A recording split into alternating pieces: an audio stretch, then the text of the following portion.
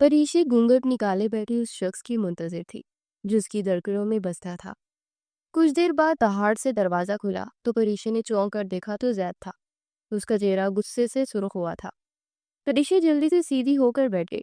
जैद चलता हुआ बेड के पास आया। उठो। जी। परीशे ने हैरत से कहा। मैंने कहा उठो। वो दहाड़ कर बोला। परीशे का दिल उसकी दहाड़ पर सुकड़ गया था। जैद, मुझसे कोई गलती हो गई है क्या? उसने थूक निगलते हुए पूछा। मुझे जहर लगती है तुम जैसी ओवर कॉन्फिडेंट लड़कियां। उठो और मेरे कमरे से दफा हो जाओ।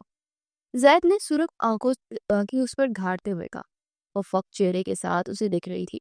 जैद ने उसका बाजू पकड़कर खींचकर बेड से नीचे उतारा। जैद, ये क्या हो गया आपको? मुझसे कोई गलती हो गई है क्या? उसने तड़प कर पूछा। नहीं, गलती मुझसे हो गई है जो मैं तुमसे शादी कर रही। वो दहाड़ कर बोला। मेरा गुनाह तो बता दे, फिर मुझे सजा दे। वो तड़प कर बोली। आओ मेरे साथ, बताता हूँ तुम्हें कि किस चीज की सजा मिल रही है। जैद ने कहा, फिर उसे खींचता हुआ बाहर ले आया। फिर से वो लेकर बाहर लॉन से मुंसलिक बनी अनेक्सी में ले आया।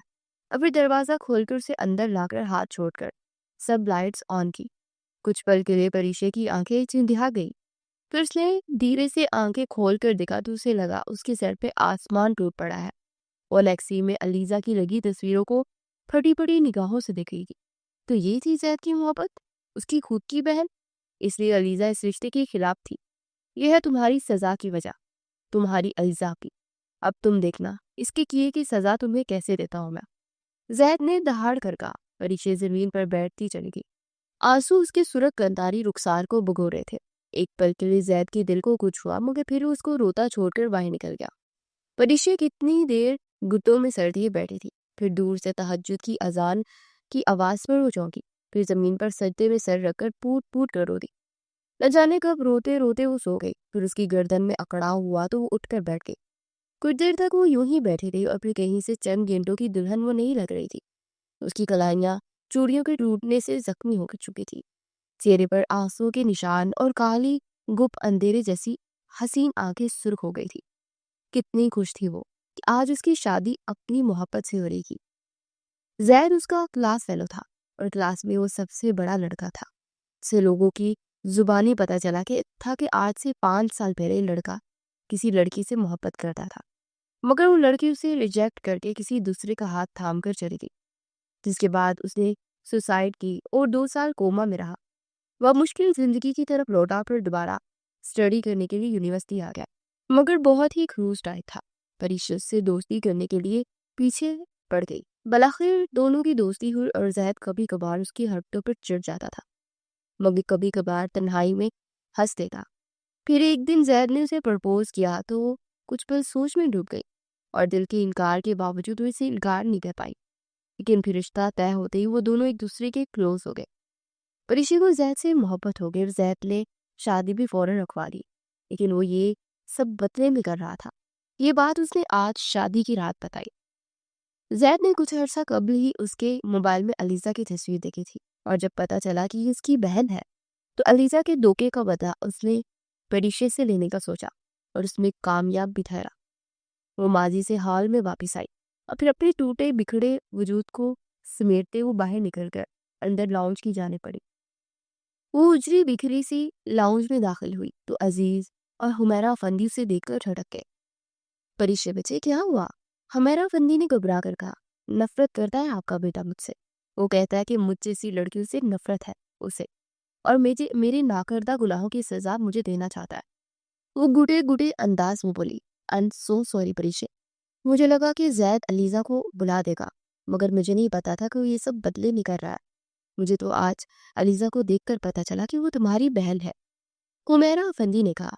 अब मैं क्या करूं, बताया मुझे। किधर जाऊं मैं? वो तड़प कर बोली। नहीं बच्चे, आप कहीं नहीं जाओगी, बल्कि इसी घर में रहेंगी।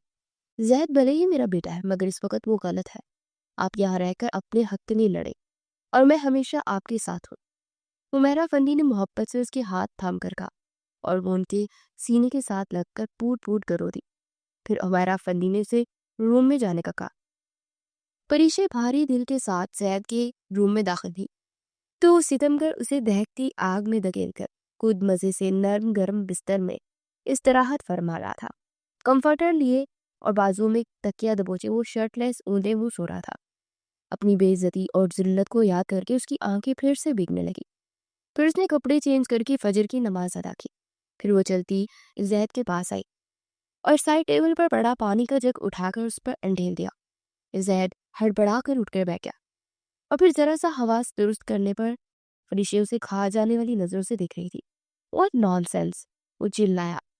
फरिशे ने हाथ में पकड़ा जग उठाकर जोर से जमीन पर फेंका और गिरचियां पूरे कमरे में फैल गई। तुम्हारा दिमाग ठीक है फरिशे, वो चिल्लाया।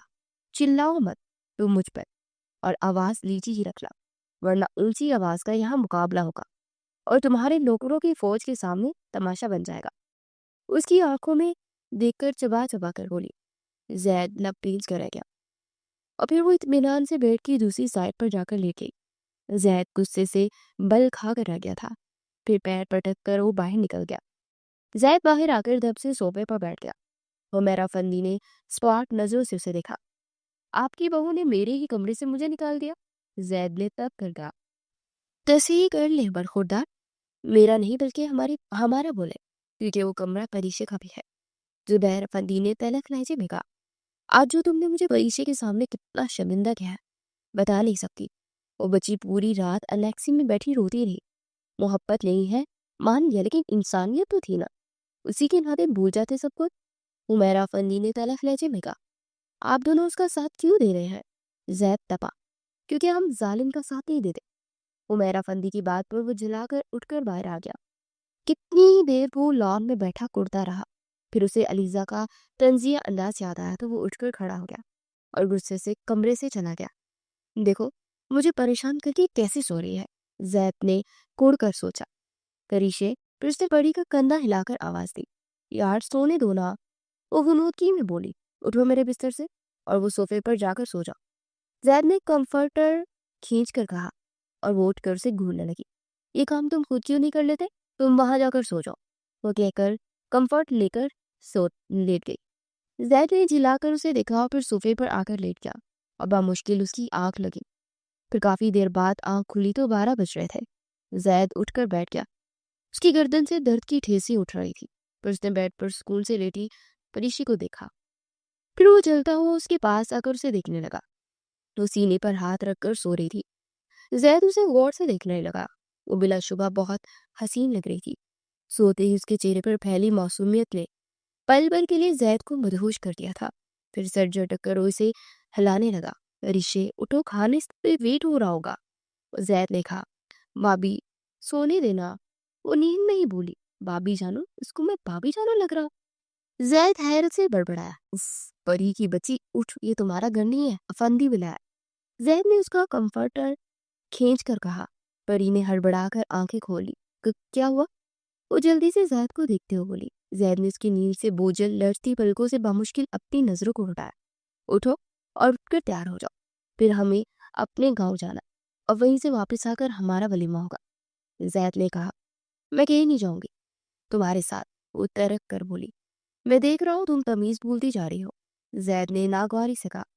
मैं बंदे की शक्ल देखकर तमीज से बात करती हूँ, अपनी शक्ल देखो आईने में, अब तुम मुझ पर अपने हुक्म सादर करना, वो कमर पर हाथ रखकर बोली। जैद ने आंखें मीच कर अपने गुस्से पर काबू किया, फिर जलाकर वॉशरूम की जान पड़ गया। परीशे इत्मीनान से कंफर्ट लेकर फिर से लेट थे। जुबैर फंदी ने कहा, बेगम जाकर बच्चों को उठाए, हमारे 3 बजे लाहौर की फ्लाइट है, फिर गांव भी पहुंचना है। फिर उससे पहले हुमैरा फंदी जाती परीशे ने अंदर आकर सलाम किया। लीजिए हमारी बहू तो आ गई, हुमैरा फंदी ने मुस्कुरा कर कहा। परीशे बच्चे अब जल्दी से तैयार होकर आ जाए, फिर हमें गाँव जाना है।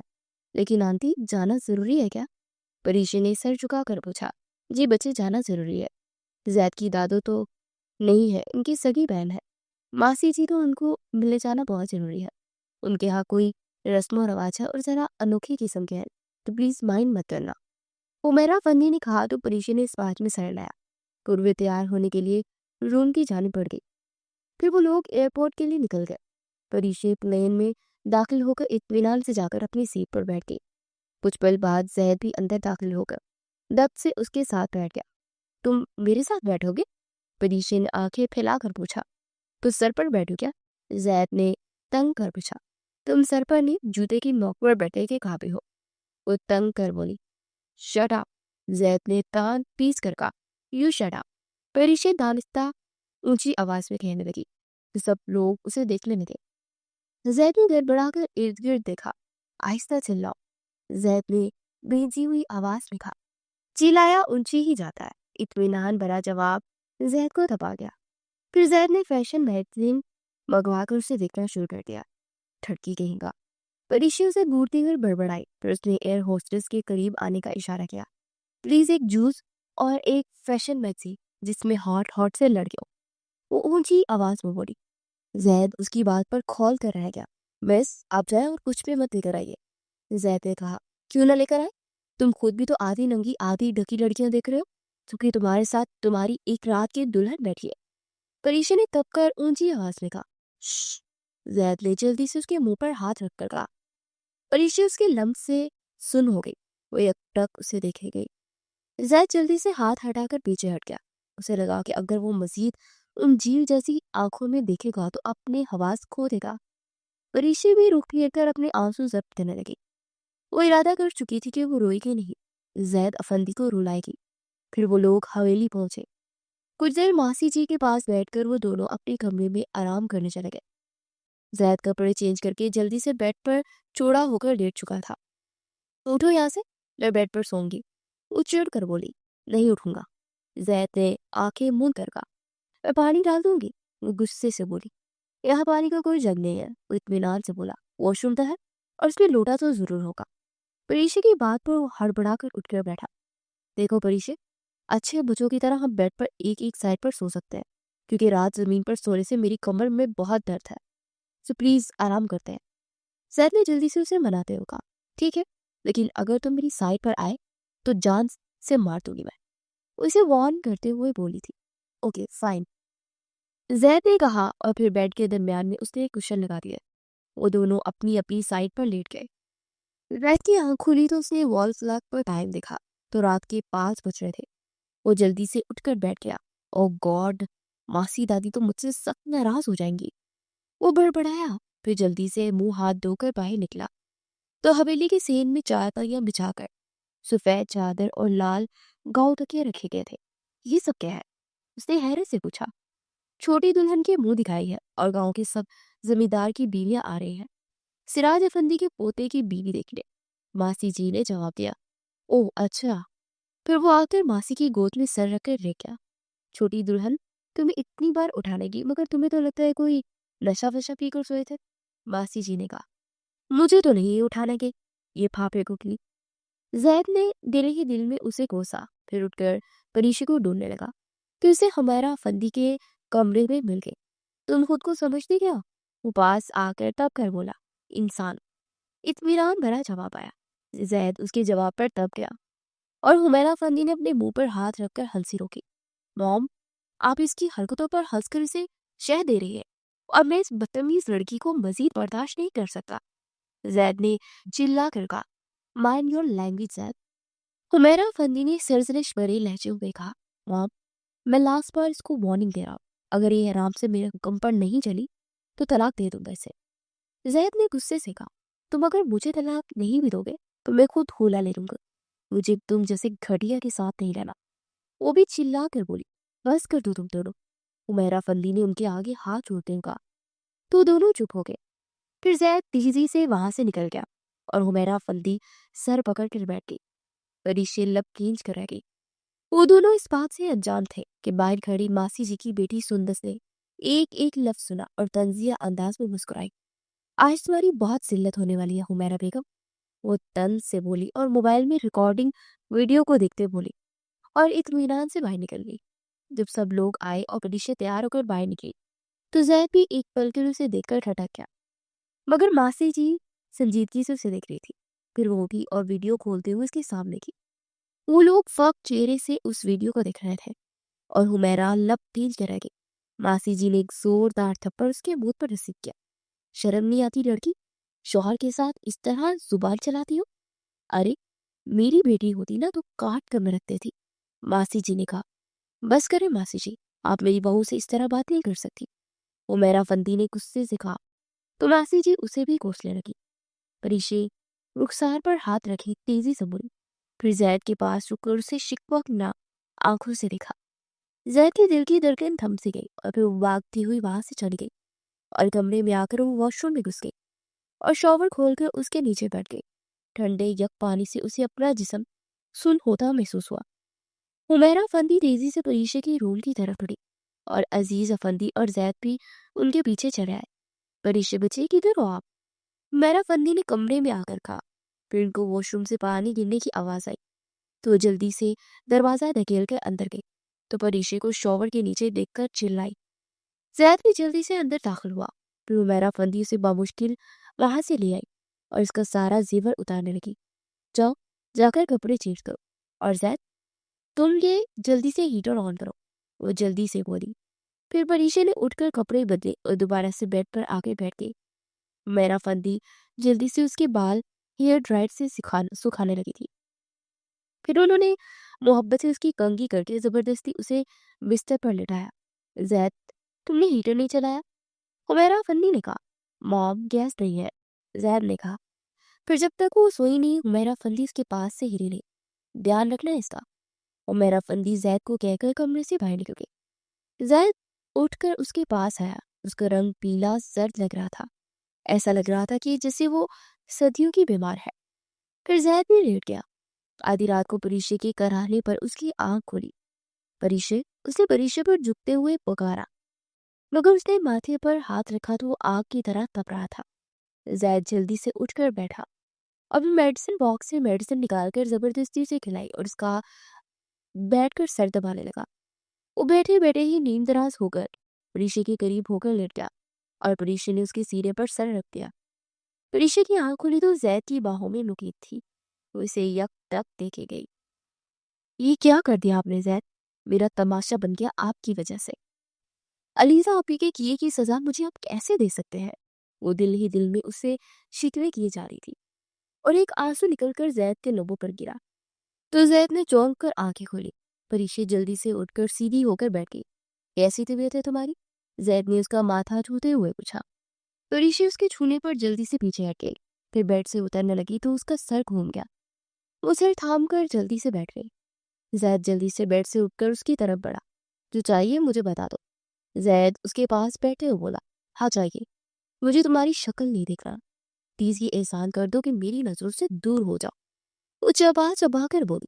दिमाग खराब है तुम्हारा क्या? एक तो तुम्हारी हेल्प करने की कोशिश कर रहा हूँ और तुम मुझे ही सुनाई जा रही हो। जैद ने तब कर जवाब दिया। मैंने हेल्प मांगी तुमसे? उसने तब कर पूछा। मरो या जियो, आई डोंट केयर, बाढ़ में जाओ। जैद ने भी तब कर कहा। हाँ, सची तो कहा, मैं मरूं या जीऊं तुम्हें क्या फर्क पड़ता है? तुमने मुझे खुद दहकती आग में धकेल दिया जैद अफंदी। अब फिक्र मत करो, इस आग में मैं ही नहीं तुम भी झुलसोगे। एक टाइम आएगा जब तुम मेरे लिए तड़पोगे। परीशे, तुम अपने बारे में कितनी खुशफहम हो। तुम्हारे अंदर खूबसूरती के अलावा और है ही क्या? वो इस ताहज़ाया अंदाज में बोला। परीशे ने अपने दुखते सर को दबाया और फिर उसके चेहरे पर फीकी सी मुस्कुराहट आ गई। सही कहा तुमने। काश अल्लाह ने मुझे अच्छे से बुरे इंसान को परखने की सलाहियत दी होती तो शायद मैं आज इतने दर्द में ना होती। दुनिया में सबसे ज्यादा ट्रस्ट तुमसे और अलीजा आपी पे किया, मगर तुम दोनों मेरे दर्द की सबसे बड़ी वजह बन गया। वो नम लहजे में बोली और एक आंसू फिसल कर उसके रुखसार पर फिसल गया। जैद का दिल उसके आंसू पर डगमगा सा गया। वो बेचैन हो गया। फिर आहिस्तगी से उठकर मुंह हाथ धोने चली गई। फिर कुछ देर के बाद वो तैयार होकर नीचे आए तो सबसे मिलने के बाद वो एयरपोर्ट के लिए निकल गए। परीशे वंदी विला वापस आकर हुमैरा फंदी के साथ रात देर तक बैठी रही। फिर जब वो रूम में आए तो जैद आंखों पर बाजू रखे सो रहा था। परीशे ने अंदर आकर इत्मीनान से टीवी ऑन किया और ड्रामा देखने लगी। प्लीज बंद करो इसे, मुझे नींद आ रही है, जैद ने उसे आवाज दी। परीशे ने वॉल्यूम तेज कर दिया तो जैद उठकर उसे घूरने लगा। परीशे, तुम्हारे अंदर मैनर्स नहीं है क्या? जैद ने तब कर कहा, मगर वो इत्मीनान से टीवी ऐसे ही देख रही थी जैसे वो बहुत अहम काम हो। जैद ने गुस्से से उसे देखा और फिर उठकर पीछे से स्विच ऑफ कर दिया। परीशा ने थककर उसे देखा और फिर मोबाइल पर ऊंची आवाज में सॉन्ग लगा लिया। जैद महज दांत पीस कर रह गया। तुमने सुबह यूनिवर्सिटी नहीं जाना क्या? जैद ने तब कर पूछा। नहीं, और तुम अपने काम से काम रखा करो। वो तिरक कर बोली, कसम से यार तुम बहुत बदतमीज हो। तुम्हारा शौहर हूँ और शौहर से ऐसे कौन पेश आता है? जैद ने चिल्ला कर कहा। हाँ हाँ, शौहर तुम जैसे हो तो इज्जत के लायक नहीं होते।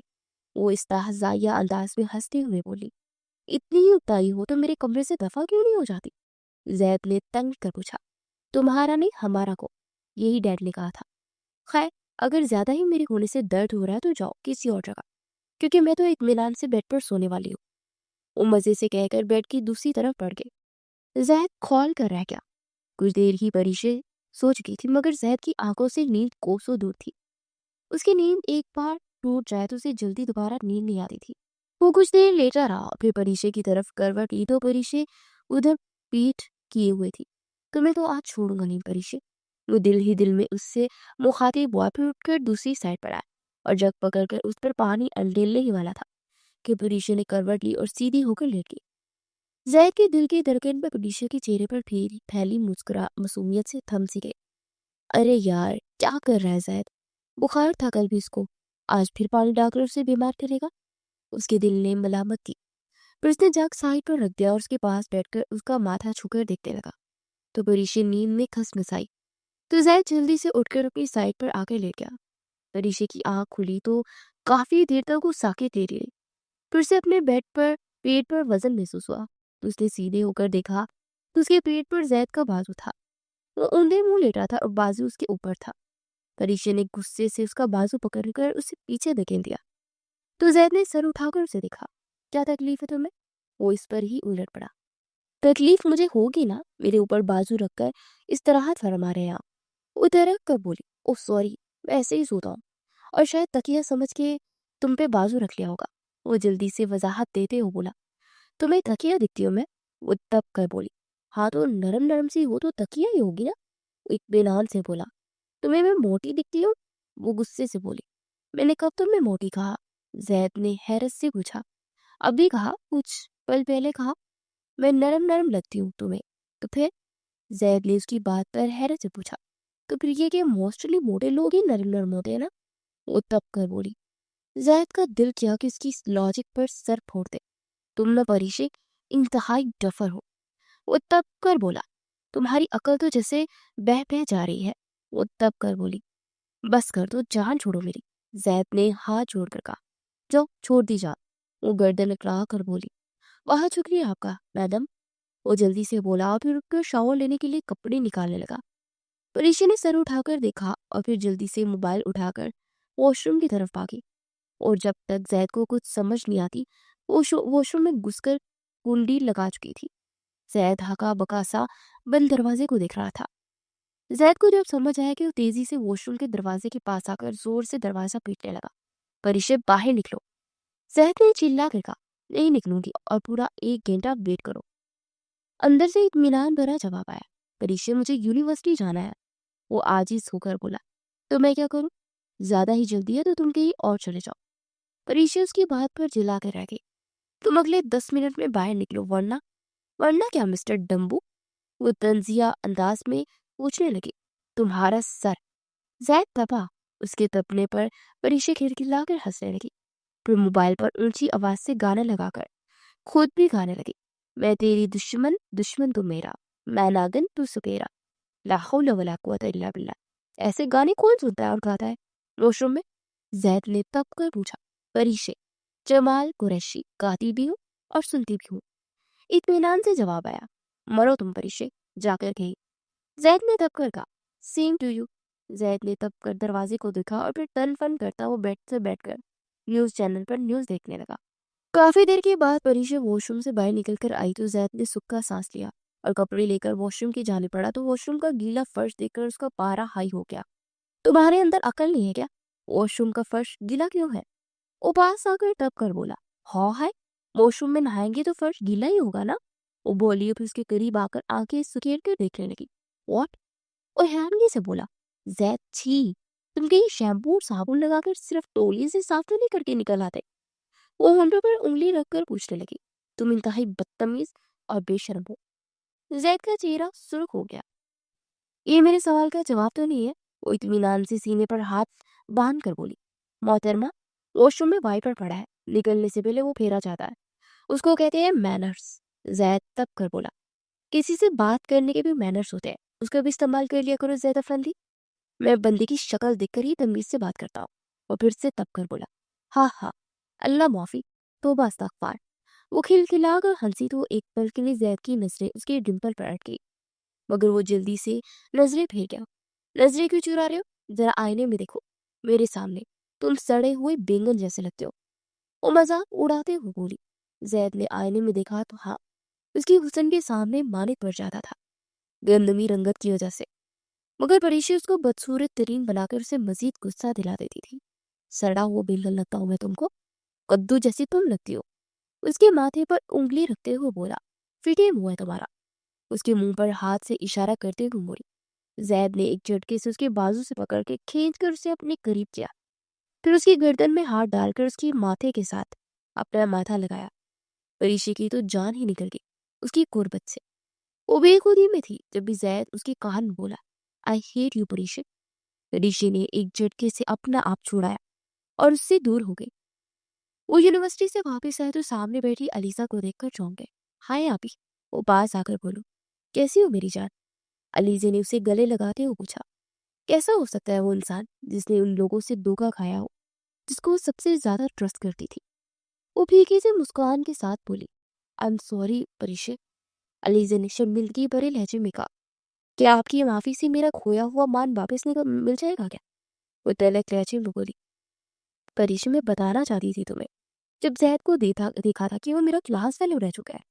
अलीजे निगाहें चुरा कर बोली। परीक्षा ने अजीब सी नजर से उसे देखा। जैद को किसी और के लिए दुत्कारा था क्या। वो मुस्तरिब लहजे में बोली, हाँ मगर क्या जैद आपसे मोहब्बत की भीख मांगने आया था तो आपने उसे नफरत और जिल्लत दी थी। उसकी आंखों में आंखें डालकर फिर से पूछने लगी, हाँ मगर, फिर से मगर। परीक्षा चिल्लाई।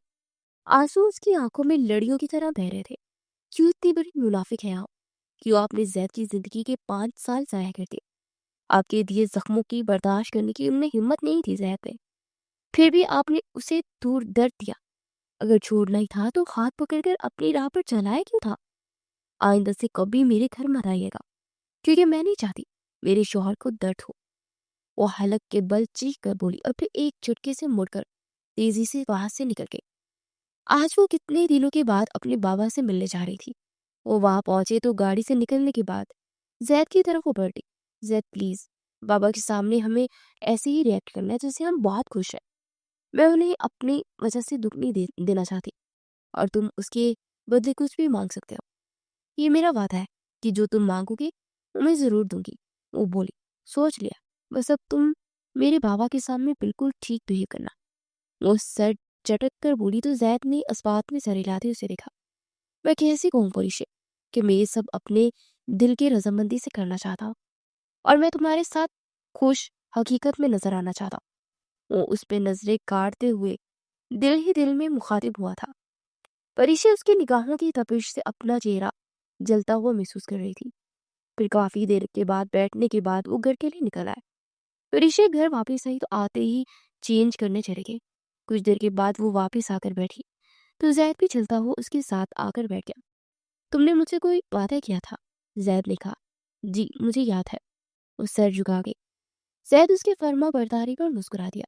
तो फिर मैं जो चाहता हूँ वो मिलेगा मुझे। जैद उसकी गोद में सिर रखते हुए बोला, आपका हक है। वो होले से बोली, तुम पे फर्मा बरदारी अच्छी नहीं लग रही। उसके रुखसार को छूते हुए बोला, आप जो करना चाहते हैं जल्दी करें, फिर मुझे सोना है। वो जल्दी से बोली, क्या मतलब। जैद ने ना समझी से उसे देखते हुए पूछा, मतलब कि आप मुझसे अपना हक लेना चाहते हैं। वो झिझकते हुए बोली थी। व्हाट। जैद एक झटके से उठकर बैठा। तुम तुम मुझे ऐसा समझती हो। ओ माय गॉड, तुम्हें लगा मैं तुमसे ये मांगूंगा। जैद ने सुर्ख चेहरे के साथ कहा, तो और क्या चाहिए मुझसे आपको। ये तो चाहिए होता है आप जैसे मर्दों को। वो नजरें चुरा कर बोली। जैद ने उसे बाजू से थामकर एक झटके से खड़ा किया तो कटी हुई पतंग की मानित उसकी तरफ खींची चली आई। फिर जैद ने उसके दोनों बाजू पकड़कर कमर के पीछे लगा दी। हक की बात रहने तो परीक्षे, ये अगर मुझे हक लेना ही होता तो मैं बिना इजाजत के तुमसे ले सकता था, मगर मैंने ऐसा नहीं हूं ना, तो जबरदस्ती करूंगा। और ना तुम्हारी मजबूरी का फायदा उठाऊंगा। वो चबा चबा कर बोला। तो फिर मुझसे क्या चाहिए तुम्हें? वो हैरत से पूछने लगी। मैंने तुम्हारे साथ जो अब तक नाटक किया, मैं अब उस हकीकत को बनाना चाहता हूँ उसको। सबसे पहले दोस्त बनना चाहता हूँ। जैद ने गहरी सांस भरकर कहा, दोस्ती? और तुमसे? वो गुस्से से उठकर बोली, आ गई अपनी असलियत पर वापस। तुम खुद को बहुत अच्छा समझती हो, क्योंकि तुम एक खुद पसंद, इडियट और बदतमीज लड़की हो। जैद ने तब कर कहा, वाह वाह क्या कहने, तुम तो जैसे कोई फरिश्ता हो। वो भी तंग कर बोली, उफ बस बहुत हो गया, अब जान छोड़ो मेरी। जैद ने हाथ जोड़े, तुम तो मुझे ही छोड़ दो, ताकि तुम्हारी मनहूस शक्ल दिखने से बच जाओ। अल्लाह मियाँ कुछ ऐसा करे कि इनकी शक्ल मुझे नजर ही ना आए। वो दुआ के अंदाज में बोली थी, बाढ़ में जाओ तो। जैद ने तब कर कहा और बेड की दूसरी साइड पर आकर लेट गया। उठो, ये मेरा बेड है। वो कमर पर हाथ रखकर बोली, वाह क्या कहने मोहतरमा के, अभी मुझे हक लेने का कह रही थी, और बेड पर लेटना भी बर्दाश्त नहीं। वो तरक कर बोली, मुझे जो लगा कह दिया, इस बात पर आप मिटी डालो। मगर एक बात सोने की है, तो मैं इधर बेड पर तुम्हें सोने नहीं दूंगी। और घर में हम एक बेड ही शेयर करते हैं, तो अब यहाँ भी कर लेते हैं। जैद ने जल्दी से उसकी बात काट कर बोला, इधर तुम्हारा बेड जहाजी साइज है, उसके बावजूद तुम मेरे को तकिए समझकर बाजू रखते हो तो फिर छोटा सा है। या तो रात को गधा समझकर मेरे ऊपर ही आ जाओगे। फिर बात मुकम्मल करके उसने बेख्तियार आंखें मिच ली। उफ, क्या क्या बोल रही हूँ मैं? वो बड़बड़ाई, एग्जैक्टली, तुम्हें खुद नहीं पता क्या बोलती हो तुम। और तमाशा मत करना, आराम से सो जाओ। जैद ने कहा और करवट ले ली। तो वह कितने तेज कहाँ है इसके। वो दिल ही दिल में उसे सलाहते सुनाती चेहरा दूसरी तरफ करके सो गई। अगले 2 दिन यूं ही गुजर चुके थे। फिर जैद ने अपने डैड की खराब तबीयत होने की वजह से ऑफिस के काम के सिलसिले में लंदन चला गया था। और वहां जाकर उसे मालूम हुआ कि बिजनेस में काफी ज्यादा लॉस हुआ है, तो इसे संभालने में काफी वक्त लग जाएगा। इन दिनों परीक्षा को बहुत मिस कर रहा था। परीक्षा भी यूनिवर्सिटी जाना शुरू हो चुकी थी, और इन्हीं दिनों उनकी मुलाकात फैजान से हुई, जो कि जैद के डैड के बिजनेस पार्टनर था। और वो दोनों कुछ ही अरसे में दोस्त बन चुके थे। और इसमें सबसे बड़ा हाथ फैजान का ही था। वो आज यूनिवर्सिटी से वापस आकर हुमैरा फंदी के साथ बैठ गई थी, तो मुलाजमा ने उसे फैजान के आने की खबर दी। वो दोनों बैठे बातें कर रहे थे और हुमैरा फंदी मुलाजमा को चाय का कह रही थी। एक जरूरी मीटिंग के लिए कमरे से बाहर चले गई। जैद सरप्राइज देने के चक्कर में किसी को भी बताए बगैर आज ही पाकिस्तान पहुंचा था। और वो जैसे ही अंदर दाखिल हुआ, सामने का मंजर देखकर ठहर गया। परीक्षा और फैजान आपस में बैठे गपशप कर रहे थे। उसे सलाम किया तो एकदम चौंक गया। अलेक्स सेलेक्ट करने के बाद उनके पास वो बैठ गया। वो दोनों इसे इग्नोर करके इस तरह बातें कर रहे थे जैसे उसका वजूद यहाँ मौजूद ही ना हो। कुछ देर बैठने के बाद वो गुस्से से उठकर अपने कमरे की जानिब बढ़ गया। जैद पिछले 2 घंटे से कमरे में इधर से उधर चक्कर काट कर अपने अंदर उठते तूफान को खत्म करना चाह रहा था। वो हार कर सोफे पर बैठ गया और हाथों की उंगलियां एक दूसरे में फंसाकर मुस्तैद सा बैठा रहा। फिर काफी देर बाद वो दरवाजा खुलने पर मुड़कर दरवाजे की तरफ आया, तो परीशे अंदर दाखिल हो रही थी। जैद ने अपना इस्तराब से परीशे को पीछे देखा। वो ड्रेसिंग रूम से में खड़ी अपने बाल समेट रही थी। फिर वो नाइट ड्रेस लेकर वॉशरूम में घुस गई, और फिर कपड़े चेंज करके वो बेड पर आकर लेके उस फैजान से तो पटर पटर बातें कर रही थी। और मुझे देखकर ही सकता हो गया, वो दिल ही दिल में जलाया। फिर वो इसे उठकर पास आया और इसकी साइड पर बेड पर लेट गया। परीक्षा ने नागवारी से देखा और फिर कमर पर हाथ रखकर उसके सामने खड़ी होकर उसे खश्मगीन निगाहों से घूरने लगी। व्हाट? जैद ने कंधे उचकाकर पूछा। उठो मेरी जगह से। वो गुस्सा जब्त करके रसायनिक सी गोया हुई थी। नहीं उठना, और इसके लिए तुम अगर पानी की बाल्टी भी गिरा दो फिर भी नहीं उठूंगा। और हाँ, नया तरीका ढूंढो बेड पर से उठाने का। जैद ने इत्मीनान से कहा, ठीक है लेटे रहो, मैं क्यों तुम पर अपना टाइम वेस्ट करूं। वो इत्मीनान से बोली और फिर अपनी बॉक्स और मोबाइल पकड़कर वॉशरूम से निकल गई। जैद लग पूंछ कर रह गया। फिर उसने तकिए कुशन उठा उठाकर जमीन पर फेंके और आंखें बंद करके लेट गया। मगर नींद तो उसकी आंखों से दूर हो गई थी। कुछ देर तक वो लेटा रहा, फिर उठकर बाहर निकल आया। फिर साथ वाले कमरे का दरवाजा खोला तो परीशे अंदर सोई हुई थी। वो धीरे से चलता हुआ उसके पास आया और उसे देखने लगा। तुम ऐसे कैसे कर सकती हो परीशे? आज मुझसे लड़े बगैर चुपचाप अपना कमरा छोड़ दी, इधर आ गया। वो इसके पास बैठते हुए सोचने लगा था। वो नींद से खुशमजाई तो जैद जल्दी से उठकर अपनी साइड पर आकर लेट गया। उसके अंदाज बेचैनी उसमें बढ़ती जा रही थी। जैद नाश्ते की टेबल पर पहुंचा तो सबसे पहले वो ही मौजूद थे। वो परीक्षा के साथ वाली चेयर घसीट कर बैठ गया। परी प्लीज इस स्लाइस को जैम लगा दो, मैं बहुत लेट हो गया हूँ। वो जूस का गिलास डब्बों पर लगाते हुए बोला।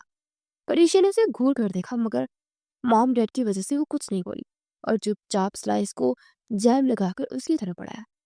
प्लीज एक और को लगा दो, सैद ने कहा। परीक्षा ने उसे खा जाने वाली नजरों से देखा और फिर दूसरे को जैम लगाने लगी। सैद ने बमुश्किल अपनी हंसी कंट्रोल की। फिर नाश्ते से फारिग होकर परीक्षा बैग थाम कर बाहर निकली तो जैद भी उसके पीछे निकल आया। वो दोनों इकट्ठे ही यूनिवर्सिटी पहुंचे कि फ्री पीरियड में परीक्षा अपनी मखसूस जगह पर आकर बैठकर ये जो काम कर रही है वो मुझे गुस्सा दिला रहे हैं। परीक्षा ने कहा। मैंने क्या किया? जैद का इत्मीनान भरा जवाब आया। तुम अच्छे से जानते हो वो तभी। मैं तो बस हाय परी, आज इतने गुस्से में हो, खैरियत तो है ना? इससे पहले कि जैद कुछ कहता कि फैजान ने पास आकर पूछा। बिल्कुल खैरियत है फैजी, करीशे ने कहा। चलो फिर उठो, कैंटीन चलते हैं। फैजान ने इसकी तरफ हाथ बढ़ाते हुए कहा ओके। करीशे ने उसके हाथ में हाथ देकर कहा। जैद के अंदर तूफान मच गया। वो एक झटके से उठा और परीशे का हाथ पकड़ कर अपनी तरफ खींचा। फैजान तो फैजान, परीशे को भी इसकी इस हरकत की तवक्को नहीं थी। ये सब क्या बदतमीजी है जैद? फैजान ने इर्द गिर्द देखते हुए कहा। बदतमीजी मैं नहीं, तुम कर रहे। तुम जानते हो कि मैं तुम्हें पसंद करता और तुम मेरी बीवी के साथ फ्री हो रहे हो। जैद ने तलख से लहजे में से कहा था। दुश्मन मैं नहीं हूँ तुम्हारा, तुम खुद एहसास कमतरी का शिकार हो मुझे देखकर। फैजान ने कहा। तुम हो क्या चीज फैजान अभी, जो मैं तुम्हें देखकर एहसास कमतरी में मुब्तला हो जाओ? जैद ने तरक करता। जैद तमाशा मत बनाओ, फैजान ने दबे दबे लहजे में कहा। तुम परीक्षा से दूर हो। जैद ने उसका गिरेबान पकड़ कर कहा। बस करे हाथ दोनों। परीक्षा ने जैद को पीछे देखे से कहा। तुम इस घटिया इंसान से कोई ताल्लुक नहीं रखोगी। जैद ने परीक्षा का बाजू दबोच कर कहा। आप वो कौन है जो मना करने वाले? वह फैजी फ्रेंड्स है और हमें मिलने से आप नहीं रोक सकते, परीक्षा ने कहा। परीक्षा हद में रहो, जैद ने कहा। चले फैजान, परीक्षा ने तीखे नजरों से जैद को देखते हुए कहा और दोनों वहां से निकल गए। जैद ने जोर से मुठ्ठियां बेच ली। उसका अपना सर दर्द से फटता हुआ महसूस हो रहा था। फिर वो वहां से निकलकर स्टडी हॉल की जाने पड़ गया। जैद लाइब्रेरी आकर कितनी देर इधर से उधर टहलता रहा। फिर वो गिरने वाले अंदाज में जमीन पर बैठ गया। तुम समझ नहीं रही हो परिचय, फैजान बहुत घटिया इंसान है। जितना मीठा है उतना जहरीला है। वो धीरे ही दिल में परिचय से मुखातिब हुआ। फिर वो खुद को संभालता हुआ उठकर भागता हुआ कैंटीन में आया जहाँ वो दोनों समोसे खा रहे थे। फैजान ने झुककर उसके कान में कुछ कहा तो परिचय खिलखिला कर हंस पड़ी। जैद को अपना वजूद दहकती आग में महसूस हुआ। परिचय उठो, हमें फौरन घर जाना है। वो जल्दी से उसके पास आकर बोला। क्यों, क्या हुआ, सब खैरियत है? परिचय ने परेशान कुन लहजे में पूछा। तुम चलो, हमें फौरन घर चलना है। जैद ने संजीदगी से कहा। परिचय इस बात में सर हिलाकर अपनी चीजें समेटने लगी। ओके फैजी, मैं चलती हूँ, परिचय ने कहा। फिर जैद के साथ बाहर निकल गई। कार अफंदी विला के सामने पहुंची तो जैद ने हॉर्न पे हॉर्न देना शुरू कर दिया। गार्ड ने दरवाजा खोला तो जैद ने गाड़ी अंदर गिराज में लगाई और बाहर निकल आया। अब बता भी दो, हुआ क्या है? ऋषि ने चिल्ला कर पूछा। कुछ भी नहीं हुआ, जैद ने इत्मीनान से जवाब दिया। मतलब मतलब ये कि परिचय मोहतरमा, मेरे सर में दर्द था तो घर आना था, तो इसलिए ये सब किया। वो लापरवाही से बोला। तुम इंतहाई बदतमीज हो। वो गुस्से से पैर पटक कर वहां से चले गए। जैद मुस्कुराता हुआ उसके पीछे चलाया। कमरे पहुंचकर परिचय दब से सोफे पर बैठ गई। सॉरी, जैद उसके पास बैठते हुए कहने लगा। परिचय ने हैरानगी से उसे देखा। तुम और सॉरी, कुछ जचा नहीं? वो तंजिया अंदाज में उससे बोली। अरे यार, तुम लड़के कितनी अजीब होती हो। पहले चाहती हो कि हम तुम्हारे मुताबिक चलें, फिर जब हम चलते हैं तो तुम लड़के यकीन ही नहीं करती। जैद ने चिल्ला कर कहा। ओके, माफ किया, प्लीज जान छोड़ दो। वो हाथ जोड़ कर बोली। जैद ने उसे गहरी नजरों से देखा। एक रिक्वेस्ट है, जैद ने कहा।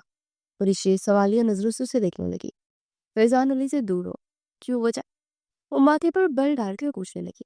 यार मैं कह रहा हूं ना, तो तुम माननी चाहिए तुम्हें मेरी बात, जैद ने कहा। क्यों मानूं मैं तुम्हारी बात? वो कमर पर हाथ रखकर बोली, क्योंकि तुम्हारा शौहर हूं मैं। जैद ने नागवारी से कहा, हा हा। वो पेट पकड़कर हंसने लगी। शौहर? रियली? कब तुम्हें लगा कि तुम मेरे शौहर हो? कौन से हकूक अदा किए हैं तुमने शौहर होने के? और हंसी रोककर तंजिया अंदाज में बोली, और तो तुम्हें अपना हक चाहिए। जैद ने मायनी खेज अंदाज में कहा, शट अप। उसके ऊपर कुशन फेंकते हुए बोली, फिर तेजी से उठकर बाहर निकल गई कि कहीं वो सच में कुछ कर न दे। फिर दोपहर में वो सोई तो शाम में ही उठी। उसने उठते ही साइड टेबल पर मोबाइल उठाकर देखा तो फिजान की मिस्ड कॉल थी। ओह शिट, मुझे तो पार्टी में जाना था। वो बड़बड़ाई और फिर जल्दी से उठकर तैयार होने लगी। जैद कमरे में दाखिल हुआ तो ऋषि को देखकर ठटक कर रुक गया। वो ब्लू साड़ी में आईने के सामने खड़ी लिपस्टिक लगा रही थी। किधर की तैयारी? जैद ने पूछा। जिधर की मर्जी हो, तुम्हें क्या? इस पे तवक्का तरक कर जवाब आया। तो तुम बता दोगी कि जुबान किस जाएगी तुम्हारी? जैद ने जल कर कहा, जलबुन पहले भी रहे हो, जो कुछ बताऊंगी तो जलबुन कबाब बन जाओगे। तो वो तंजिया अंदाज में बोली थी, तुम इस चीज की फिक्र मत करो, मैं ही जलूंगा। जैद ने कहा, तो फिर सुनो, तुम्हारे रकीबियन के फैजान के घर कॉकटेल पार्टी में जा रहे हो। व्हाट? वो चिल्लाया। परीक्षा ने तंजिया अंदाज में देखा, जैसे कह रही हो कि देखा, जल गए ना, तुम कहीं नहीं जाओगी। वो तरह कर बोला, तुम मुझे रोकने का हक नहीं रखते। वो नाकवारी से बोली, मैं ये हक रखता हूँ और ये तुम जानती हो। जैद ने संजीदगी से कहा, तो फिर रोक के दिखाओ अगर हिम्मत है। वो तलक लेजेंड बोलकर सैंडल पहनने लगी। जैद एक चिटके से वापस मुड़ गया। परीक्षा चलती हुई गाड़ी के पास आई और दरवाजा खोलकर उसमें बैठ गई। चले चाचा, वो मोबाइल पर मैसेज टाइप करते हुए बोली, और गाड़ी तेजी से गेट से बाहर निकली और मेन सड़क पर आकर गाड़ी ने दूसरी तरफ का रूट लिया तो परीक्षा चौंक कर सीधी हो गई। चचा, हमें फैजान साहब के घर जाना है और वो दूसरी साइड पे है। गाड़ी पे चाचा नहीं, मैं हूँ। जैद ने इसकी बात पर मुड़ते हुए जवाब दिया। जैद, ये क्या पागलपन है, मैं तुम्हें जान से मार दूंगी। वो चिल्लाई। ट्राई करके देख। जैद ने मुस्कुरा कर कहा, स्टॉप द कार और न मैं गाड़ी से छलांग लगा दूंगी। ये भी ट्राई कर लो। जैद ने मुस्कुरा कर कहा। वो दरवाजे को जोर लगाकर खोलने लगी। मेरी जान कोई फायदा नहीं, वो पलट कर बोला। वो गुस्से से उसे देखने लगी, फिर उसने स्ट्रिंग को घुमा दिया। वो गाड़ी तेजी से घूम गई। जैद ने वो मुश्किल संभाली मगर उसका सर स्ट्रिंग से बहुत जोर से टकराया। उसकी सर से ठेसी उठ। उसने हाथ लगाकर देखा तो सर से खून निकल रहा था। तुम पागल हो गई हो परीक्षा? वो गुस्से से बोला और टिश्यू पकड़कर खून साफ करने लगा, मगर खून तेजी से निकल रहा था। परीक्षा उसका खून देखकर लब काट कर रह गई थी। फिर जैद ने गाड़ी तेजी से पलटी और वापस आंधी तूफान की तरह चलाता फैजान हाउस के सामने पहुंचा और जोर से ब्रेक लगाई कि टायर चिरचिरा गए। जाओ, उस सर्द लहजे में बोला। परीक्षा तो उसका खून देखकर गुमसुम सी बैठी थी, मगर जो कुछ उसने उसके साथ किया वो याद करके उसकी अना और खुददारी उसे करीब नहीं जाने दे रही थी। वो तेजी से निकलने लगी तो जैद ने उसे रुकने को कहा। जब आना हो बता देना। जैद ने कहा, जरूरत नहीं, मैं फैजी के साथ आ जाऊंगी। वो सर्द लहजे में कहकर बाहर निकल गई। जैद को अपने अंदर कुछ टूटता हुआ महसूस हुआ। ऋषि, आज मेरे दर्द पे तुम्हारे इस तरह के रवैये ने बता दिया कि तुम मुझसे कितनी नफरत करती हो। जो लड़की मेरी जात से जरा सी खराश बर्दाश्त नहीं करती थी, वो मेरे जख्म पर मुझे तनहा छोड़कर पार्टी में जा चुकी है। जैद दिल ही दिल में उससे मुखातिब हुआ। फिर सर झटक कर वो गाड़ी मोड़कर वापस पलट गया। जैद यूनिवर्सिटी के लिए तैयार होकर अपने माथे पर बैंडेज कर रहा था कि परीक्षा वॉशरूम से निकली। परी यार प्लीज हेल्प कर दो, जैद ने कहा। परीक्षा ने उसके माथे की तरफ देखा जहाँ स्टिचेस लगे थे। परीक्षा का दिल डूबा। सॉरी, मैं पहले ही लेट हो चुकी हूँ, तुम्हारी खिदमत करने लगी तो मजीद लेट हो जाऊंगी। वो कहकर अपने बाल ड्राई करने लगी। जैद की आंखों में दर्द सा उतरा। फिर वो खुद को संभालता अपनी मरहम पट्टी करने लगा। परीक्षा इत्मीनान से तैयार होने लगी, मगर कनखियां उसे ही दिख रही थी। फिर जैद मुकम्मल तैयार होकर बाहर निकल गया और कुछ देर के बाद उसके पीछे आ गई। वो डाइनिंग टेबल पर आए तो हुमैरा फंदी और जुबैर फंदी जैद के माथे पर बैंडेज देखकर चौंके। ये क्या हुआ? हुमैरा फंदी ने परेशान होकर पूछा। हाँ बेटी, ये चोट कैसे आई? जुबैर फंदी ने भी जल्दी से पूछा। कुछ नहीं डैड, गाड़ी ज्यादा स्पीड में था तो संभाली नहीं गई। वो जल्दी से बोला। जैद मेरी जान, गाड़ी ध्यान से चलाया करो, उमेरा फंदी ने कहा तो सर अस्पात में हला गया। फिर वो दोनों नाश्ता करके यूनिवर्सिटी पहुंचे तो फैजान सामने ही खड़ा था। परीक्षा गाड़ी से निकली तो तेजी से उसकी तरफ बढ़ा। फिर वो दोनों तेजी से अंदर बढ़ गए। जैद ने जोर से लपीट लिया। फिर सर चढ़ कर वो गाड़ी पार करने लगा। फिर वो अंदर दाखिल हुआ तो सब उसे देखकर चामगोइयां कर रहे थे। उस सबको इग्नोर करता क्लासरूम की जाने पर गया। सब क्लासेस लेने के बाद जैद बाहर आया तो फैजान और परीक्षे एक जगह पर इकट्ठे बैठे थे। जैद की आंखों में चुभन सी महसूस हुई। हाय जैद, क्या बात है? आपकी बीवी को ही हसरत से देख रहे हो? एक क्लास फेलो मुनीब ने इस्तहजाइया अंदाज में कहा। लगता है परीक्षी मैडम को आमिर और फेमस लोग बहुत पसंद है। पहले जैद को बसाया, अब फैजान को बसा रही है। नीलम ने तंजिया अंदाज में कहा। जैद ने गुस्से से मुठियां खींच ली। बकवास बंद करो नीलम अखी, वो दहाड़ा। परीक्षा और फैजान ने चौंक कर उसे देखा। फिर वो तेजी से उनकी तरफ बढ़ा। क्या हुआ? परीक्षा ने पास आकर पूछा। मैंने मना किया था ना कि फैजान से मत मिलो। लोग लोग तुम्हें डिस्कस कर रहे हैं। जैद ने उसको बाजू दबोच कर कहा। फरीशे ने नाक वारिस उसे देखा। क्या कह रहे लोग मेरे बारे में? वो तलस लहजे में बोली। नीलम ने अपनी बात दोहराई तो परीशे ने हाथ उठाकर नीलम के मुंह पर जोरदार थप्पड़ मारा। तुम्हारी हिम्मत? हिम्मत मेरी तुमने देखी नहीं है। परीशे ने उसकी बात काट कर कहा। मैं जिसके साथ मर्जी वक्त गुजारो, तुम लोग होते कौन हो मुझ पर नजर रखने वाले? और रही बात जैद की, तो जैद और मैं बहुत जल्द अलग होने वाले हैं, क्योंकि हमें लगता है कि हम एक दूसरे के साथ बिल्कुल भी नहीं जचते। फैजान और बाकी सब इसकी बात पर जोर से चौंके। वो अगर जैद बेयकीनी से उसे देख रहा था तो शादी क्यों की थी? अगर अलग ही होना था? मुनीब ने तंजिया अंदाज में पूछा। ये मेरा पर्सनल मैटर है, अपने काम से काम रखा करो और अपनी नीलम और दूसरी समन को संभालो। मिस्टर मोनीब। वो इसकी बात पर मुनीब के रंग फक हो गया और नीलम गुस्से से मुनीब को घूर रही थी। फिर वो एक कहरदार नजर जैद पर डालकर वापस पलट गई।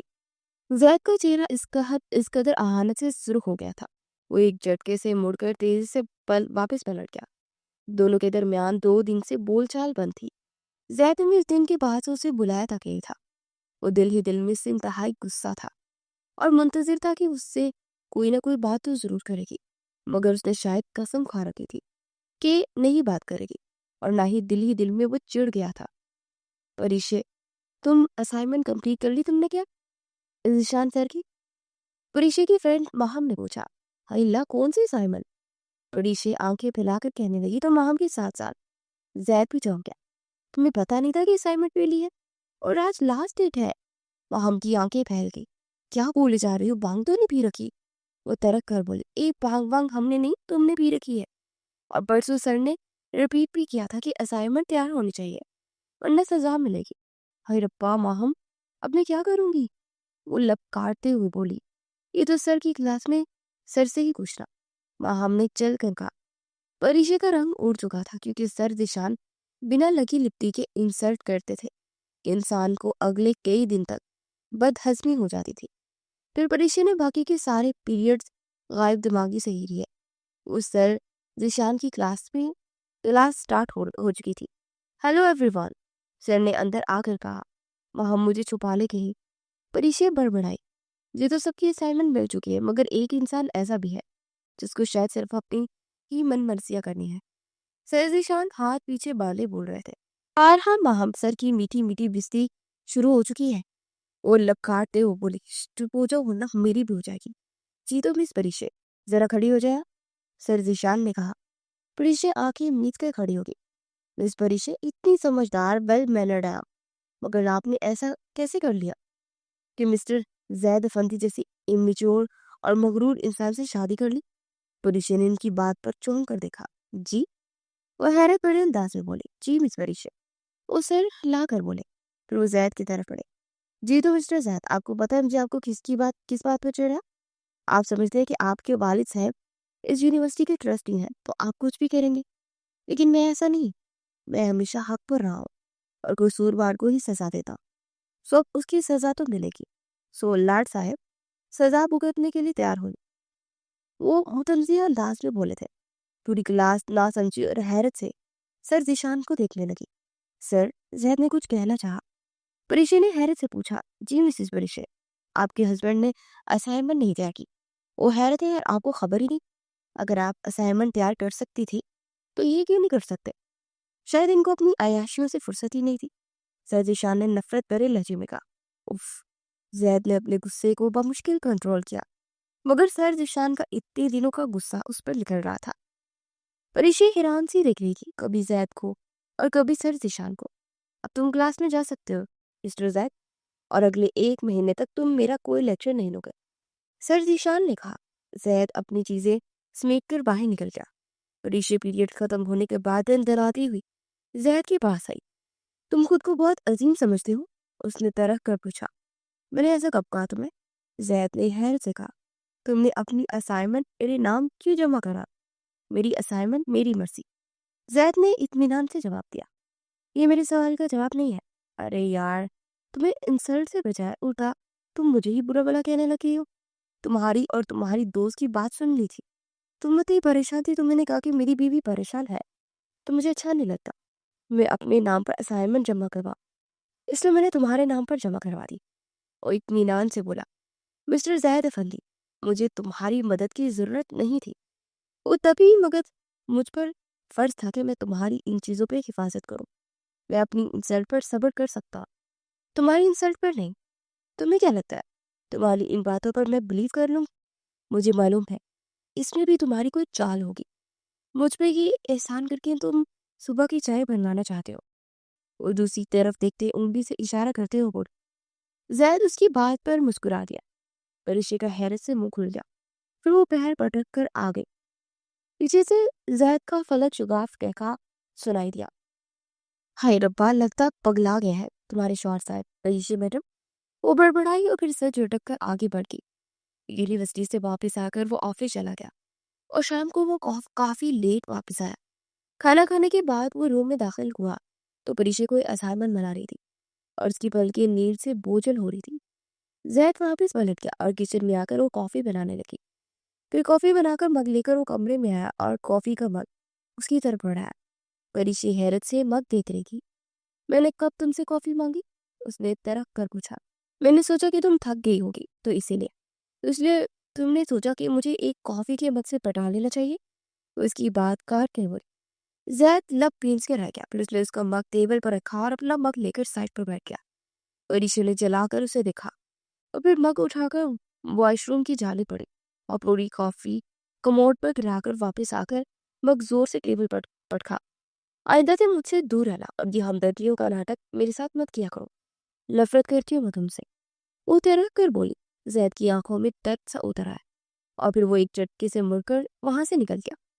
कितनी देर वो सड़क पर यूं ही आवारा फिरता रहा। उसकी समझ में नहीं आ रहा था कि आखिर वो परिशे के दिल से सारी गलत फहमियां कैसे दूर करे और उसे कैसे बताए कि हकीकत में उससे मोहब्बत करता है।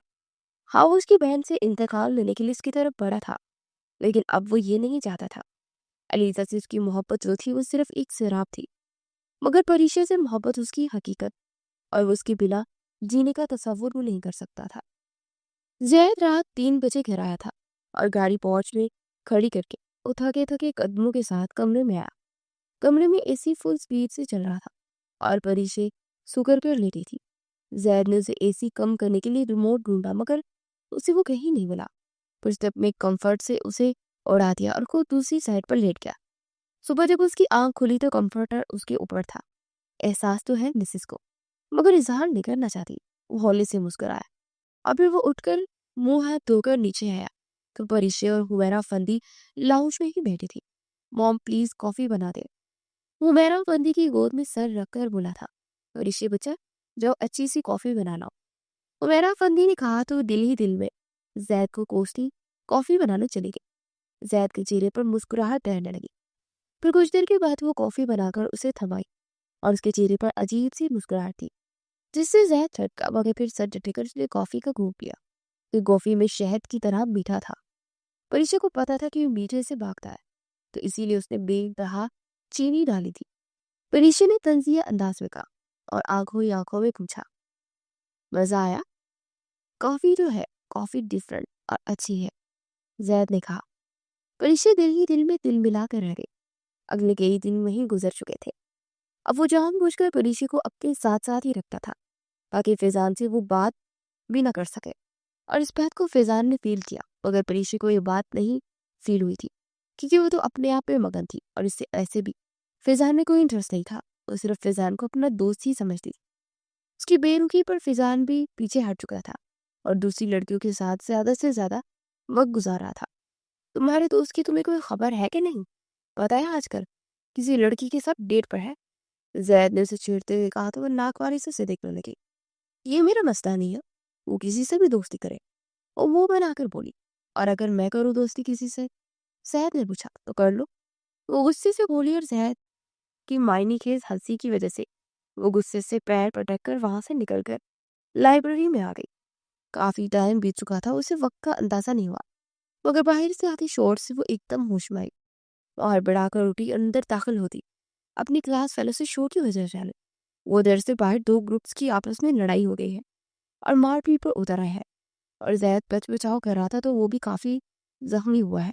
चलो जल्दी से चलो, हमें पिछले दरवाजे से जाना है। तो इसका हाथ थामते हुए बोली, मगर पड़ोसी उसका हाथ झटकती भागती उसी साइड से भागी जहां झगड़ा हुआ था, मगर वहां जाकर ऊंची ऊंची आवाज से जैद को पुकारने लगी, मगर उस शोर में उसकी आवाज उसे दब सी गई। फिर एक शख्स उसकी तरफ पड़ा और उसने हाथ में पकड़ी हॉकी से उसको मारना चाहा तो जोर से आंखें मीच गई, मगर जब हॉकी उसके सर पर नहीं भरे तो उसने आहिस्तेगी से आंखें खोली तो जहर ने उस हॉकी को जकड़ रखा था और फिर वो उस शख्स पर बुरी तरह टूट पड़ा और उसको अधमरा वो छोड़कर तेजी से पलटा और साकित कर पुलिस का हाथ पकड़कर एक साइड पर भागने लगा। फिर वो एक कमरे में आते उसका दरवाजा बंद करते अपना सांस बहाल करते पुलिस को देखने लगा जो बुरी तरह हाँप रही थी। तुम ठीक हो?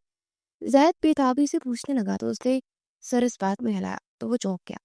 जैद के माथे पर खून बह रहा था और इसकी पूरी शर्ट खून से भर चुकी थी। ओ माय गॉड, इतनी ज्यादा चोट आई है? जरूरत थी क्या तुम्हें सबके बीच में आने की? अगर कुछ हो जाता तो? वो तो अपना दुपट्टा उसके माथे पर रखते हुए बोली और आंसू बहकर रुखसार को भगो रहे थे।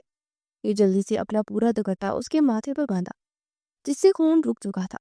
हमें बाहर जाना होगा जैद, ताकि जल्द से जल्द हॉस्पिटल पहुंच सके। वैसे भी अगर इनमें से कोई यहाँ आ गया तो मजीद कुछ हो जाएगा। हमें इनके आने से पहले यहाँ से निकलना होगा। कहती हुई वो मुड़ने लगी तो जैद ने उसे खींचकर अपनी बाहों में भर लिया। ये कमरा ज्यादातर लॉक रहता है और इनका ध्यान इस तरफ नहीं रहेगा और हम यहाँ से निकल कर नहीं जा सकते। फिलहाल कुछ हो सकता है, बाहर कोई ना कोई मौजूद हो और मैं अकेला तो ये सब हैंडल कर सकता हूँ, मगर तुम्हारे साथ कोई रिस्क नहीं ले सकता। तुम्हें जरूरत क्या थी मुझे आकर पकड़ने की? मैंने जब किंजा को भेजा था तो उसके साथ बाहर जाती यूनिवर्सिटी से। अब शाम तक ये दंगे फसाद रहेंगे। वो जलजलाते हुए बोली, कहीं चली जाती तुम्हें छोड़कर? अपनी हालत देखी है तुमने? और इतना भी सोचा तुमने अगर तुम्हें कुछ हो जाता तो मैं क्या करती? उसकी सीने पर मुक्के बरसाते हुए रोते हुए बोली तो जैद मुस्कुरा दिया। फिर खींचकर उसे अपने मजीद करीब करता उसके चेहरे के हर हर नक्श को चूमता चला गया। आज तुम्हारी आंखों में इतने दिनों के बाद अपने लिए दोबारा मोहब्बत देखी है ना, तो जी उठाओ ना। मैं आई एम सॉरी मेरी जान, मैंने बहुत ज्यादती की। तुम्हें इस चीज की सजा दी जो तुमने की ही नहीं। तुम्हारी बहन का अमल था वो, मगर सजा तुमने भुगती। I am really sorry. दुनिया में जितनी गिनती है उतनी बार sorry, and I love you so much. उसके माथे पर माथा टिकाए हुए बोलता चला गया। वो हिचकियों से रोती उसके सीने पर सर रखी थी। वो दोनों फिर वहीं बैठे एक दूसरे से बातें करने लगे। फिर बाहर का माहौल कुछ ठंडा हुआ तो उसे लेकर बाहर आया और काफी अंधेरा था, मगर दोनों वहां से निकलकर सड़क पर आए। परीक्षा उसे हॉस्पिटल से बैंडेज करवा कर घर आई तो हुमैरा अफंदी और अजीज अफंदी लाउंज में बैठे थे। वो दोनों को देखकर हुमैरा अफंदी तेजी से उसकी जानिब लपकी और आगे बढ़कर उन्हें अपने सीने से लगा लिया। कितना घबरा गई थी मैं, एक सू नहीं करते थे। रोते हुए बोली, आई एम सॉरी माम, बस सिचुएशन ही ऐसी हो गई थी और मोबाइल भी मेरा बंद हो गया था। जैद ने कहा, जाओ अपने कमरे में जाओ और जाकर आराम करो, मैं दूध भेज दूँ। उमैरा फंदी ने कहा तो चुपचाप अपने कमरे की जाने पड़ गए। उमैरा फंदी ने उन दोनों के लिए वहां पर खाना भेज दिया था। खाना खाने के बाद मेडिसिन दी तो वो आराम करने लगे। अगले 2-4 दिन जैद ने उसने उसके घर पर आराम किया। जैद काफी ज्यादा बेहतर था। शाम को जैद हस्बे आदत यूनिवर्सिटी से सीधा ऑफिस चला गया था और वो घर आई तो हुमैरा बेगम ने उसे एक बॉक्स दिया। मॉम ये क्या है? वो बोली, जैद ने कहा कि तुम्हारे लिए कुछ भेजा है और ये कि सब कुछ पहनकर रेडी होकर कमरे में आ जाता। बाकी मुझे कुछ नहीं पता, मैं तो अपने शौहर के साथ बाहर जा रही हूँ डिनर पर। तुम दोनों मियाँ बीवी जानो।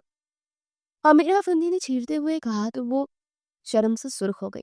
फिर वो तैयार होने के लिए पॉलर चली गई। शाम को जब वो वापस आई तो जैद उसी का मुंतजिर था। उसका हाथ पकड़ के कमरे की जानू पड़ा और वो जब कमरे में गई तो हैरान रह गई। पूरा कमरा गुलाब की खुशबुओं से महक रहा था। पुलिशे तो खुशी से हर चीज छूकर दिख रही थी। फिर कुछ देर के बाद जैद अंदर आया तो उसकी तरफ घूमी। जैद ट्राई जिसमें केक है उसे टेबल के पास लेकर एक टेबल पर रखा और मुस्कुरा उसकी तरफ बढ़ा। Happy birthday to you, happy birthday to you, happy birthday to you my dear जान। जैद गुनगुनाता हुआ उसकी तरफ आया और उसके माथे पर बोसा देते हुए उसे अपने हिसार में ले लिया। वो नम आंखों से मुस्कुराती। जी तो कैसा लगा मैडम आपको सब कुछ? बहुत बहुत अच्छा है, वो आंखें मीच कर बोली। जैद ने फिर से उसकी कमर में हाथ डालकर उसे खुद से करीब किया। जैद प्लीज, उसने घबरा कर कहा। जी जाने जैद, कुछ कहना है क्या? जैद ने शरारती अंदाज में पूछा तो वो सर झुकाकर लपकारने लगी। बुरी बात, इन पर जुल्म मत करो। जैद ने उसके लबों पर उंगली फेरते हुए कहा और उसका हाथ थामकर पास लाया और दोनों ने केक काटा और फिर म्यूजिक ऑन करते उसके साथ उसने डांस डांस किया। वो इसे हिसार में लिए विंडो के पास पड़े दीवान पर बैठा बाहर पूरे चांद को देख रहा था और साथ ही साथ छोटी मोटी गुस्ताखियां भी कर रहा था। फिर एकदम से उसका रुख अपनी तरफ करके उसके लबों पर झुकता और ये अपनी दस्तरस में ले गया। परीशा ने जल्दी से अपना आप छोड़ाया और खड़ी हो गई। क्या हुआ? जैद ने हैरत से पूछा। ये सारी बहुत तकलीफ दे रही है और इतनी हैवी ज्वेलरी भी है। वो हाथों में मौजूद चूड़ियों की तरफ इशारा करते हुए बोली। वो मुंह बनाकर बोली, हाँ तो वॉशरूम में तुम्हारा नाइट ड्रेस रखा है, पहन लो। जैद ने कहा और बेड पर बैठ गया। You are so so boring Zaid, वो कमर पर हाथ रखकर बोली। अब मैंने क्या किया? वो चिल्लाकर बोलने लगा। मेरी हेल्प करो किसी चीज में? जैद ने आंखें घुमा कर कहा, किस में मदद करूं मैं? मेरे जेवर उतारने में। वो तब कर बोली, ओ जेवर उतारना हो। मुझे लगा कि जैद ने निचला होंठ दांतों तले के दबाते हाथ अधूरी छोड़ी थी। छी, कितने बेशरम हो तो। परीक्षा ने जोर से उसके कंधे पर हाथ मारा। फिर जैद ने का सारा जेवर उतारने में उसकी मदद की और फिर वो उठ के ड्रेसिंग रूम की तरफ बढ़ गई। चेंज करने के बाद वो बाहर आई तो जैद ने उसे खींच कर अपने पहलू में गिराया। आज की रात हम पूरे होंगे, उसकी नोज पर लब रखते हुए गंभीर लहजे बोला। तो परीक्षा शर्मा कर उसे कुछ स्फूर्ति देगी। फिर वो उसकी कान के करीब अपनी गजल से रस घोलने लगा। तेरी मोहब्बत की खुशबू से महकता है जहां, तेरी मोहब्बत की खुशबू से महकता है जहां, तेरे बगैर है दिल को खाली सा यहाँ। दूरी की रातों में तेरी यादें बसाता हूँ, तेरी आंखों में ख्वाबों का जहां बसाता हूँ। जिंदगी की राहों में मिलते हैं दर्द और खुशियां, पर तेरे साथ चलकर मिलता है सुकून का जहां। कभी न छोड़ना मेरा साथ, ये वादा रहे। मोहब्बत की इस कहानी का हमेशा यही चेहरा रहे।